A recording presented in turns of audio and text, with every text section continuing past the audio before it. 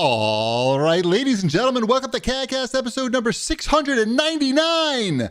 I'm your host, GPD, here in Long Island, New York. And as always, we're joined by a man who desperately wants to be Britney Spears' next conservator, Wombat. I don't. There's a job opening. I know, and I don't want it.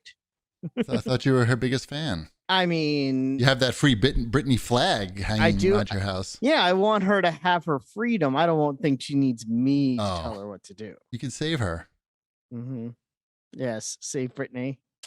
Sounds like you're not on board. Oh well, back to the drawing board. Cry me a river. Shipwreck, what's going on? I'm trying to figure out if that was a Britney song. It's not. I know. It could be. She that's probably why. did it. That's why you threw me for a loop there. It's a song about Britney. Mm-hmm. Yeah, I went in a different direction. Yeah, you did. It's not your usual joke. She probably covers the old one anyway in one of her Vegas acts. You think she covers Cry Me a River in her Vegas act? I don't think she does. Everybody covers that. No, it's a different song than what you're thinking of. Yeah. No, I'm thinking of the good one. The Justin Timberlake song? Yeah. No, I don't even know that one, obviously. I don't even know what song you're thinking of then. I don't either. Cry Me a River, like a lot of bands covered it. Aerosmith, I don't know. I don't know who did the original one. Aerosmith cover It's like band. an oldies. It's like an oldies, really old song. Are you thinking about Crying by Aerosmith? No.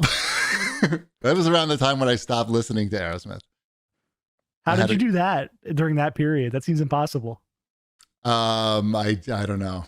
I like the Permanent Vacation. There is an Aerosmith song called Cry Me a River. I know shit. But it's not, they didn't write it though. I think I'm looking it up right now. Who wrote it? I don't know. It's been covered by a lot of bands. yeah. Ernest Semper in the chat says Aerosmith ends at Pump for me. And yeah. This was on what album was it? I was just looking at it. Okay. Cry Me a River is really old. That's like it's on Rock in a Hard Place. That's fake Aerosmith though. Yeah, it is. That's when the band split before they came back together. They just lost Joe Perry for a minute, and then they had this other guy come in. And there's a couple good songs on there. It's not bad. I don't know. That's fake. When Lightning Strikes. Smith. Google When Lightning Strikes. Good song. I'm good. No. I'm just glad I didn't argue with you. Or on any of their greatest hits albums. Yeah, they're not. No. Okay, just checking. They have a lot of albums. I do like the album title "A Night in the Ruts," though. Yeah. Anyway, it was a good because they wanted it to be called "Right in the Nuts," and the label wouldn't let them. Well, yeah. They flipped two letters around, and it became "A Night in the Ruts." They were very clever and very high on cocaine at the same time. I think that is funny. You're the Aerosmith fan. I thought you'd appreciate that little tidbit. Well, I'm sure I've watched the MTV special on Aerosmith and all that. Sorry. I'm sorry to ruin your evening. What? Huh? Yeah, no. I listened to a lot of Aerosmith as an angst-ridden teenager. I was just telling Ty that earlier. That's pretty funny. That's a weird band to pick, but more power to you. No, like in the 80s when they were putting out albums in the 80s, it was a lot of songs about sex. Pink? And no, but in the 80s, Wombat, in the 80s, 1980s. Are you familiar with that? I'm familiar with Pink, yes. Yes. Yeah, Pink. Not Pink. Like Permanent Vacation. What was the one before? All those. The ones. Toys in the Attic, wasn't that one of theirs? That's in the 70s. That's 70s. In the 70s. You're right. Tell me what it takes to let you go. Pump started to get 80s? bad. Anything after Pump is bad, basically. It was like they got too famous, basically, too mainstream, and too much money, too many drugs for Steven, probably. Too many pills. Anyway. They pierced that cow's nipple, though. Did they? I don't what in that when what? The album cover? Isn't that the album cover? For Pump? That's the album cover. For Pump? No. Pump had a truck on the cover. Oh. Yeah, it did. Okay. I was like, that's like the old pickup truck. Yeah. With the Aerosmith label on the window. The door, I mean. Yeah. Anyway, I was a member of Aero Force One, the official Aerosmith fan club. Welcome to the Aerosmith podcast. I'm your host, GPD, and this week we're going to be talking about the track list on the Sgt. Pepper's Lonely Hearts Club Band movie soundtrack. I used to practice drawing the Aerosmith wings, but I have no drawing ability whatsoever, so it always looked like somebody who couldn't drawing the Aerosmith Wings. Nice. And I want to hear an update though on this whole book situation that you're dealing with, Wombat. Well, there wasn't one last week, so I guess I have to start at the beginning. Okay. And I'll try to make this as unboring as possible. So my son is in 5th grade, and in 5th grade they have read aloud every day where the teacher reads them a long form chapter novel. It's supposed to help them understand how long-term veterans are. Yeah, you get it. The book they're reading. You know what books are and learning. Yeah. Okay. They were reading a book in class called Front Desk, which is the true story of a Chinese immigrant's move to the United States in the early 90s, and her parents ran a motel and everything that went along with that. Aerosmith stayed there. Aerosmith stayed there. No. It was in Anaheim. The good and the bad. Dumpy hotel. There is a portion of one chapter, so I think it's like maybe half a chapter, where one of the hotel residents, who's a black man, is arrested for stealing a car solely because he is a black man and he's the only black man staying at the motel.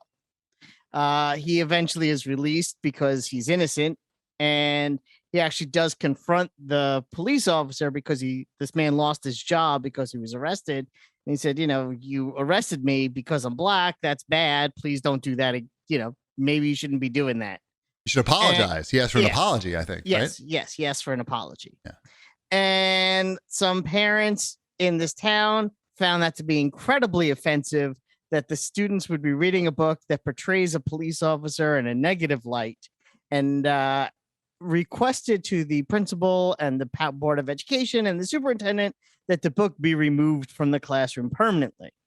Meanwhile, the negative light was just that the cop made a mistake, and he does apologize for it in the book, sort of reluctantly, but he does. And it's he does. They move on, I guess. Yes. And it's not even what the book's really even about.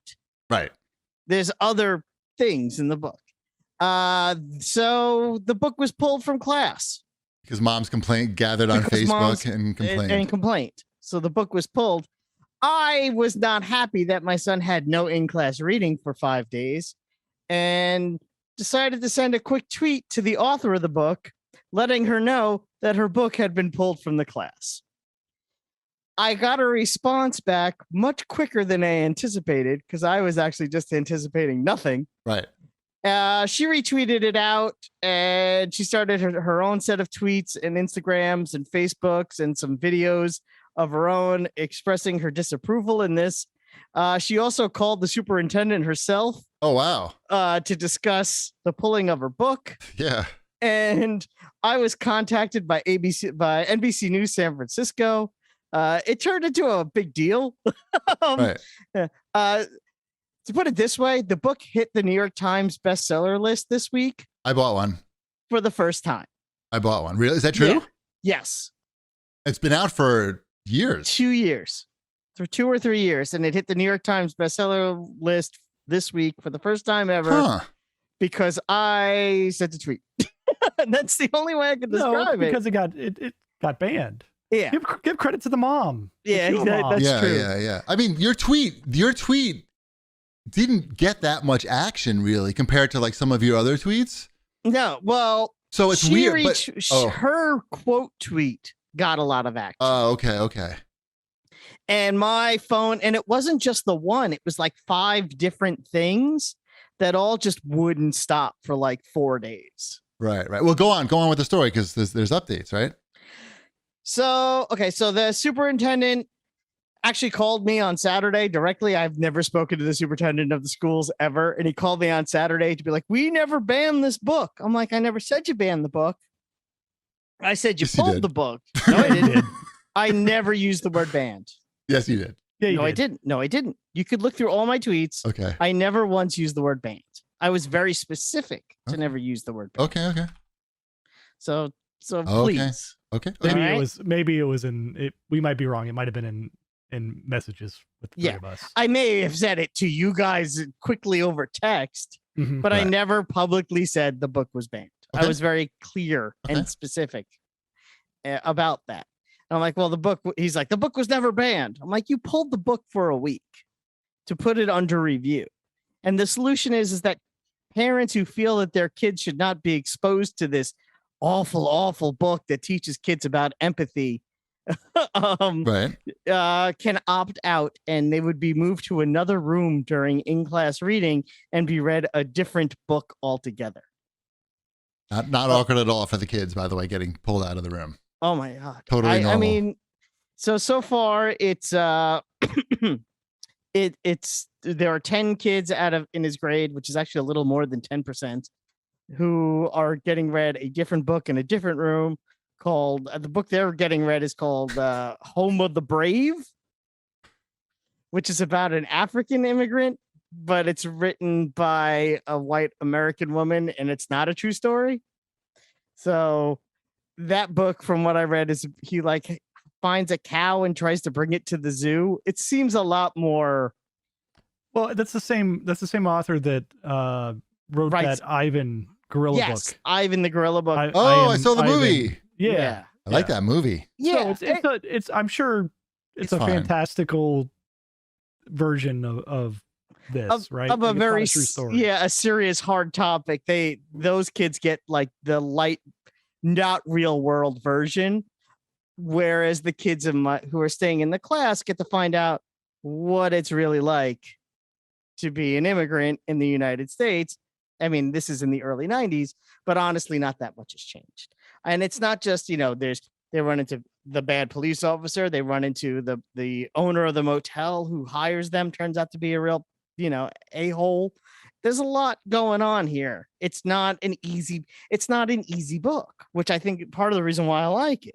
It's challenging the children, and there are parents who just can't handle this challenge. Well, this paints police officers in a bad light. Well, maybe that's a discussion to have in the class then. And maybe it does, and maybe it doesn't. Don't you think those kids are going to really want to read that book now? I would think, like, if my mother walked into my room and said, "You can't read this book," right? I would have been like, yoink. I just would love to know the explanation that the kids who are getting pulled out of the class are given by their parents or whoever, and also what the other kids are, the explanations they're given who are staying behind. I was told that by my son that it was one of the kids in the class who raised his hand and said, "This book is racist. I don't want to read it anymore." Yeah, I'm sure his parents told him to say that. I'm just saying but that's where it started from. It was racist because why was it racist? Because the cop was because the cop was racist. So therefore the whole, although they hadn't even gotten to that part yet, which is even weirder. Yeah, of course. Like, the parents. He was reading ahead. Yeah, exactly. That's what. Yeah. Reading ahead in a book that they don't even have to take home because it's a read aloud. Right. Yeah. Parents got a hold of it. Mom, there's too many parents are too involved with the kids' education. They need to just fucking relax and read about horse dewormers, and stick to that. And let somebody else work with the kids' education, because these people it's like the same research that's going into the COVID vaccines on Facebook is also going into the education, and this is the result. This kid's getting pulled out. It's like the same. It's always I don't want to be on Facebook, but when things that involve me directly are starting to float around on 3 different Facebook groups, because that's what was going on today, I'm like, I have to look at it, and it's literally like the same 3-4 people. It's not even like it's so many. As we discovered in my school, it's 10 kids, right, out of 60. It's not everyone. Yep. It's crazy. It's crazy, but it's crazy that I had to do that I had to reach out to this author, that I had to have conversations with her, that I had to have conversations with the school. I'm glad they started reading the book again today. That's why it all boiled back up. Victory. Again. Yeah. Were the kids cheering when they brought the book out? Like, do they even know what's going on? Some do, because some of them left. Well, yeah. Oh God, it's so bad. Because they had to leave the room, right, and go to another room so the literary advisor could read them. A Disney tale. I would assume an immigrant and his cow. I mean, if I was in that 5th grade class, I'd know how I would think. I would just think, oh, these kids are too dumb to understand this book. They have to go to this other class. And like I would, like there's kids who like go to the special classes or something. Mm-hmm. And I was like, oh, these kids, I guess they just couldn't handle this book. Well, that's what the conservative classes are. Now that they just changed the word special to conservative. They're synonyms now. I can see the Apple iTunes reviews. 1 star. I've been listening to 15 years, but all they talk about is politics now. You know what? This is my life for the last week. It's good. No, it's really interesting. We've been talking about it a lot in my house, your whole situation. Yeah, absolutely. Well, I appreciate that. And it's really become a thing. And I've had to, I never thought I would have to fight for a book. It's very weird. For my son's school. It's not a thing I ever thought would happen. Especially one you haven't read. My wife read it. That counts. And I pressed that counts. That counts. She told you all about it probably, right? Yeah. That counts. She read it in 2 days and she cried at the end and said it's fantastic. Yeah. So that's an opinion. Can you at least read this book, Wombat? I feel like I started it. You have to read this. Just leave it in the Wombat. Leave it in the bathroom, and every time you poop, you read a little more. You'll be done in no time. No, I have it on my phone. I have it on my phone. Yeah, it's on my phone. That's why I started reading it. It's not poop friendly because once you're on the phone, you're looking at other stuff and not reading the book. It's just crazy. It's crazy that it got as wide reaching as it did. I started hearing from other authors, like getting likes and retweets on my tweets from Raina Telgemeier. And what's her name? The author of The Hate You Give. I read that. I like that movie. Yeah, not small time. Thanks. Not small time people. Like the head of the ethnicities department, ethnic history, whatever something department. Oh, I love her. At Brown University started following me. I'm like, you're gonna be really upset. Yeah, you're gonna be. This is not where you want to be. You're in the wrong place. I mean, it's crazy. It got a little crazy. That's cool. Then I honestly thought it had died down and it just picked all back up again today. I actually had to set my Twitter to private for a little bit. Ooh, it's getting hot in here. Are you going to get your tires slashed? What's going on? That's what I'm hoping. The good thing is that when the author started posting the tweets that she was getting with all the messages, she took my username off. Oh, that's nice. Good. Yeah. On the Facebook stuff. So the one that showed up in the parents group today did not have me as part of it. Thank God. We don't want them to understand your true identity. It could be one of the moms is so nuts. She literally commented in 3 groups just with 5 pages from the book that she underlined all the parts that she thinks are offensive. And I'm like, too much not free only time, is none of that offensive, it says so much more about you than it does about, oh my God. I mean, too much free time, no hobbies. Yeah. And too involved in their kids' lives. Just leave them alone. They're at school. This is the when they're at school, that's the time for you to do something else. Like that, doesn't every parent learn that? Like that's like, oh my God, thank God the kids are at school. I can go do all this other shit. The parent that's spearheading this all right now is a teacher at another school. Wow. So she's got the inside scoop. She's probably got like a whole list of this shit, of these books to look out for. And she's like, that's how she's spending her free time. So, and I feel bad for those students at that school district. Right. Yikes. Yeah. This might be related, but at Ivan C. Torres writes in and asks for an update on Wombat's health corner. Deteriorating by the second. Rapid deterioration. Yes. I think if you add some of that monster cereal on there, it can speed up the deterioration. Well, if it makes you feel better, because as you know, my wife bought me 3 boxes. I haven't even gotten halfway through the first box yet. Make me feel better. No, well, I'm just saying. Well, make you feel better. You guys were concerned that I was going to eat too much bad cereal. I have not been eating the bad cereal. Okay. I've been mostly sustaining myself on hard-boiled eggs and mixed nuts, which is the Wombat diet of choice. Like a real Wombat. Any exercise? Not as much as I should. My wife has been so good. She's been doing the, supernatural every day. Oh, wow. Holy shit. Doing long dog walks. And by the way, I'm super impressed and that she got back on that VR horse after she took that spill playing table tennis, because I know like my finger is starting to feel better now. Finally, I stopped playing for months after that. And that was not nearly as serious as what happened to her. Like not even a little bit. Yeah. So she does it brave, every very day. brave. Yep. I trust me, because she plays it at full blast. in the morning before I'm awake. Oh no! So it's like, nice. It's like all of a sudden it's like, all right, this is Tears for Fears. You love Tears for Fears. Oh, everybody wants to get in shape. And we're on the moon now. All right, punch it. Oh wow! Well, we got to get back on that. It is... I know. I like it a lot, but yeah, right, I got another one of those VR games too. That not an exercise one. Save it for the corner because we got a lot of shit to talk about there. I can't remember the name of the game anyway, so it doesn't matter. I'll remember it for you. Okay. Later though. Mm-hmm. How about some show feedback from last week? Beto Buster has to say, people do refer to water heaters as boilers, but they are not the same thing. I read the text. So I talked last week about how my boiler broke and people were like, what is a boiler? I only have a hot water heater. I got a lot of people correcting me that they are in fact two completely separate devices and that most people, I guess, only have hot water heaters because they don't heat their homes with their boilers.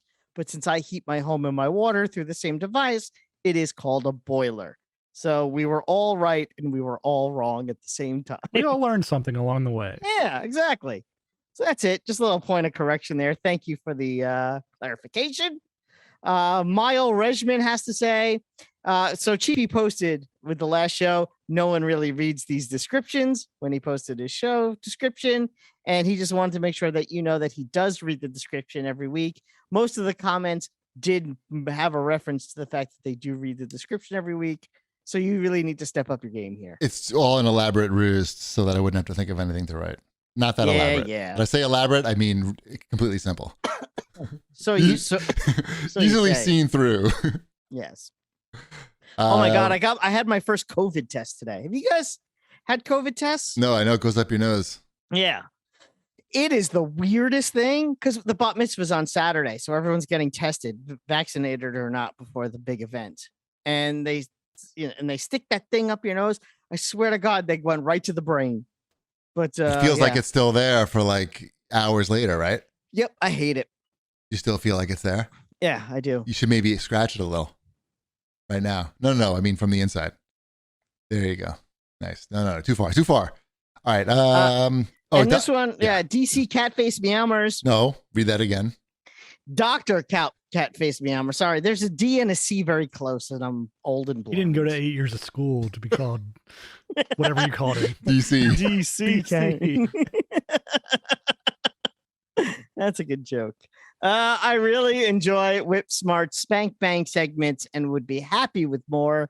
Great show as always. Good news. There's going to be more. Not this week, but in the future. Good. It's great because Whipsmart gets to reach out to all these naughty game publishers and ask for codes. And he sends them like the YouTube links to the clips and he gets free porn games. Everybody wins. Win-win.